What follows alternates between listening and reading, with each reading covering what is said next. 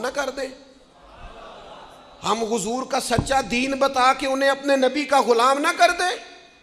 وہ اپنا جعلی سودا بیچیں اور ہماری نسلوں تک پہنچ جائیں تو ہم کتنے نکمے سیل مین ہیں کہ ہمارا اصلی سودا ان کے گھروں تک نہ پہنچے. اور مسلمان تو جس گلی سے گزر جاتا تھا وہ کفر کے گھروں تک رسول پاک کے دین کی خوشبو پہنچا دیا کرتا تھا. کفرستان میں آ کے بیٹھے تھے خواجہ اجمیر، کفرستان میں آ کے بیٹھے تھے داتا علی اجمیری، کفرستان میں ڈیرا لگایا تھا بابا فرید نے. آئے تھے تو اکیلے اکیلے تھے، اور جب وہ یہاں سے دوبارہ لوگوں کو حج کے لیے لے کے جا رہے تھے تو ہزاروں مریدوں کے قافلے بنے ہوئے تھے. یہ کیا بات ہوئی کہ صرف انہی کی سازش؟ تیری محنت کدھر ہے؟ تو صبح سے شام تک جو تبلیغ کرتا ہے وہ کس پر ہو رہی ہے؟ تو پیغام دین کس کو دے رہا ہے؟ تو نے